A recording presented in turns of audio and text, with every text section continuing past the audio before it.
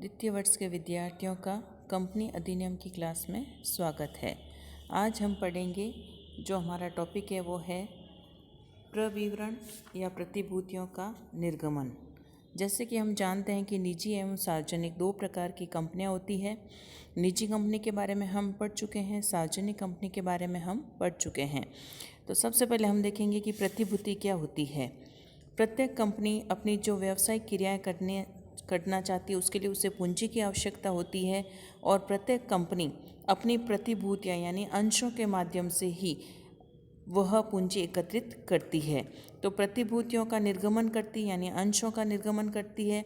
जब कंपनी को बहुत ही सीमित राशि में धनराशि की आवश्यकता होती है तो वह संचालकों या अपने निकटतम व्यक्ति या संस्थाओं से ही वह प्रतिभूतियां निर्गमित कर आवश्यक पूंजी प्राप्त कर लेती है। किंतु सार्वजनिक कंपनियों को बहुत बड़ी मात्रा में धनराशि की आवश्यकता होती है तो उन्हें जनता को प्रतिभूतियों का प्रस्ताव करना पड़ता है। एक निजी कंपनी द्वारा जो प्रतिभूतियों का निर्गमन किया जाता है उसमें उसके लिए जो नियम है कि एक निजी कंपनी अपने रिश्तेदारों या उनको ही अपने कर्मचारियों या रिश्तेदारों को ही निजी आधार पर प्रस्ताव करके ही प्रतिभूतियों का निर्गमन कर सकती है या अधिकार निर्गमन राइट इशू शेयर जो होते हैं उनका निर्गमन करके पूंजी की व्यवस्था कर सकती है या बोनस निर्गमन या बोनस प्रतिभूतियों का निर्गमन करके जो कि उसके स्वयं के रिश्तेदार या उसके जान पहचान वाले जो व्यक्ति होते हैं उन्हीं को वह व्यक्तिगत रूप से आमंत्रित कर सकती है। निजी कंपनियां प्रविवरण जारी नहीं कर सकती हैं तथा जनता से पूंजी प्राप्त नहीं कर सकती है। उन पर सेबी अधिनियम तथा उनके अधीन बनाए गए नियम व विनियम लागू नहीं होते हैं।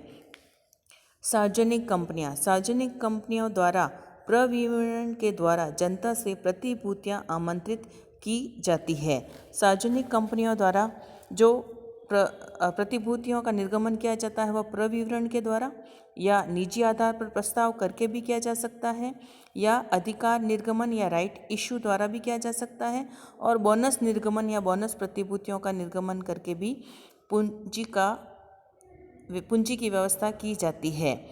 इन्हें सेबी अधिनियम 1992 के नियमों का पालन करना आवश्यक है। सार्वजनिक कंपनी द्वारा प्रतिभूतियों का निर्गमन करने संबंधी पहला प्रावधान यह है कि उन्हें प्रविवरण के द्वारा जनता को निर्गमन करना पड़ता है। उन्हें प्रविवरण जनता को एक प्रस्ताव करना पड़ता है। यह दो प्रकार का हो सकता है, प्राथमिक सार्वजनिक प्रस्ताव या अनुगामी सार्वजनिक प्रस्ताव। सार्वजनिक प्रस्ताव जिसके अंतर्गत प्रविवरण द्वारा जनता को अपनी प्रतिभूतियों के क्रय के लिए कंपनी आमंत्रित करती है और एक सार्वजनिक प्रस्ताव करती है और इसके लिए प्रविवरण जारी करती है। सार्वजनिक प्रस्ताव से तात्पर्य प्रतिभूतियों का ऐसा प्रस्ताव है जो किसी सार्वजनिक कंपनी द्वारा उसके विद्यमान अंशधारी को प्रविवरण जारी किया जाता है। प्राथमिक सार्वजनिक प्रस्ताव यह विद्यमान सदस्यों को विक्रय हेतु प्रस्ताव किया जाता है और प्राथमिक सार्वजनिक जो प्रस्ताव है वह किसी नई सार्वजनिक कंपनी द्वारा नई प्रतिभूतियों अथवा पहली बार ऐसी कंपनी द्वारा शेयर अंशधारियों को शेयर्स या पूंजी एकत्रित करने के लिए प्रतिभूतियों के लिए आमंत्रित किया जाता है, विक्रय का प्रस्ताव किया जाता है। किसी भी विद्यमान अंशधारी द्वारा धारित प्रतिभूतियों को अथवा दोनों को ही पहली बार जनता के समक्ष विक्रय का प्रस्ताव किया जाता है। ऐसी कंपनी की प्रतिभूतियों का किसी भी मान्यता प्राप्त स्कंद विनिमय केंद्र में सूचीबद्ध लेन देन होता है। सार्वजनिक प्रस्ताव कैसा भी हो सकता है, जैसे किसी असूचीबद्ध यानी अनलिस्टेड सार्वजनिक कंपनी द्वारा पहली बार जनता को प्रतिभूति का निर्गमन करना या किसी सूचीबद्ध सार्वजनिक कंपनी द्वारा किसी विद्यमान सदस्य या प्रवर्तक को प्रतिभूतियों का विक्रय हेतु प्रस्ताव करना। दूसरा जो वो है अनुगामी सार्वजनिक प्रस्ताव, फर्दर और फॉलो ऑन पब्लिक ऑफर। इसके अंतर्गत जब कोई सार्वजनिक कंपनी पहले से ही सूचीबद्ध कंपनी या लिस्टेड कंपनी अपनी और प्रतिभूतियां और नए शेयर्स के निर्गमन का अथवा अन्य किसी कंपनी के विद्यमान सदस्यों द्वारा धारित प्रतिभूतियों के विक्रय का प्रस्ताव अंशों के पहले निर्गमन के बाद करती है तो उसे अनुगामी सार्वजनिक प्रस्ताव कहते हैं।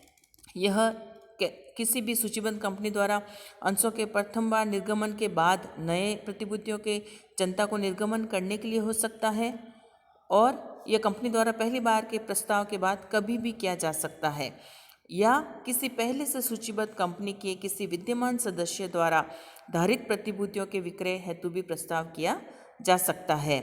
इसके अंतर्गत विक्रय हेतु प्रस्ताव भी किया जाता है, जिसे प्रविवरण के समान ही समझा जाता है या प्रभाव से प्रविवरण भी समझा जाता है। तो इस प्रकार हमने निजी व सार्वजनिक कंपनी के अंतर्गत प्रतिभूतियों का निर्गमन संबंधी नियमों का जानकारी ली। अब हम पढ़ेंगे नेक्स्ट प्रविवरण। क्या होता है प्रविवरण? धारा कंपनी अधिनियम की धारा 270 के अनुसार प्रविवरण से आशय एक ऐसे प्रपत्र से है जिसे प्रविवरण की तरह से वर्णित अथवा निर्गमित किया गया है, जिसमें मायावी प्रविवरण अथवा सेल्फ प्रविवरण अथवा किसी भी प्रकार का सूचना पत्र, परिपत्र, विज्ञापन या कोई अन्य प्रपत्र सम्मिलित है, जो किसी सम्मिलित संस्था की प्रतिभूतियों के अभिधान या ऋण पत्रों के क्रय के लिए जनता से प्रस्ताव आमंत्रित करता है। इस प्रकार प्रविवरण एक ऐसा प्रलेख है जो सार्वजनिक या कंपनी द्वारा प्रतिभूतियों के अभिधान या क्रय हेतु जनता को आमंत्रित करता है। इसमें मायावी प्रविवरण, शेल्फ प्रविवरण, सूचना परिपत्र, विज्ञापन या अन्य प्रपत्र को भी सम्मिलित किया जाता है। प्रविवरण की विशेषताएं। प्रविवरण की कुछ विशेषताएं ये हैं। प्रविवरण एक प्रलेख ही होता है जिसे कंपनी जारी करती है। इसमें मायावी सेल्फ प्रविवरण भी हो सकता है या कोई सूचना परिपत्र अथवा विज्ञापन भी हो सकता है। यह सार्वजनिक कंपनी द्वारा जारी किया जाता है, निजी कंपनी द्वारा जारी नहीं किया जा सकता। इसे जनता से पूंजी एकत्रित करने के लिए या प्रतिभूतियों का निर्गमन करने के लिए जारी किया जाता है। यह एक लिखित प्रलेख होता है। इसके अंतर्गत प्रविवरण की जो प्रकाशन की तिथि लिखी जाती है, उन्हीं सभी शर्तों का उल्लेख होता है। कंपनी के संचालकों और प्रस्तावित संचालकों द्वारा सहमति दी जाती है, उनके हस्ताक्षर होते हैं। और जनता को यह तभी निर्गमित किया जा सकता है जब प्रविवरण का रजिस्टर के पास पंजीयन हो जाता है और प्रविवरण पर सेबी द्वारा लगाए गए सभी नियम लागू होते हैं। अब हम पढ़ते हैं कि प्रविवरण का निर्गमन कौन कर सकता है। प्रविवरण, जैसा कि हमने देखा कि निजी कंपनी प्रविवरण का निर्गमन नहीं कर सकती है, सार्वजनिक कंपनी द्वारा ही प्रविवरण का निर्गमन किया जाता है। सार्वजनिक कंपनी द्वारा किया जाता है और सार्वजनिक कंपनी की ओर से किसी व्यक्ति द्वारा किया जा सकता है। किसी कंपनी के निर्माण से संबंधित या निर्माण में हित रखने वाले व्यक्ति द्वारा किया जा सकता है। किसी कंपनी के निर्माण से संबंधित या निर्माण में हित रखने वाले व्यक्ति की ओर से किसी अन्य व्यक्ति द्वारा भी किया जा सकता है, या उस व्यक्ति या संस्था द्वारा जिसे कंपनी ने अपनी प्रतिभूतियों का इस उद्देश्य से आवंटन किया है कि वह जनता को इसे पुनः प्रस्ताव करेगा या जारी करेगा। अब हम नेक्स्ट पढ़ते हैं कि प्रविवरण का निर्गमन कब आवश्यक नहीं होता है। निम्न दशाओं में प्रविवरण का निर्गमन आवश्यक नहीं होता है जब कोई सार्वजनिक कंपनी अपनी प्रतिभूतियों के क्रय के लिए जनता को आमंत्रित नहीं करती है, तो वह निजी आधार पर प्रस्ताव जारी करके भी पूंजी एकत्रित कर सकती है, या जब प्रतिभूतियों को खरीदने का प्रस्ताव या निमंत्रण कंपनी के विद्यमान सदस्यों को ही किया जा रहा हो और उनके द्वारा उन्हें खरीदने की सहमति दे दी हो, या जब किसी कंपनी द्वारा पहले से ही अंश जारी किए जा चुके हैं और उनका किसी मान्यता प्राप्त स्कंद विनिमय केंद्र में लेन देन होता हो, या जब किसी व्यक्ति को कंपनी की प्रतिभूतियों के अभिगोपन या अंडरराइटिंग हेतु सद्भावनापूर्ण निमंत्रण दिया जा चुका हो। तो इस प्रकार कोई भी सार्वजनिक कंपनी प्रविवरण का निर्गमन कर सकती है, कोई भी निजी कंपनी प्रविवरण को जारी नहीं कर सकती है।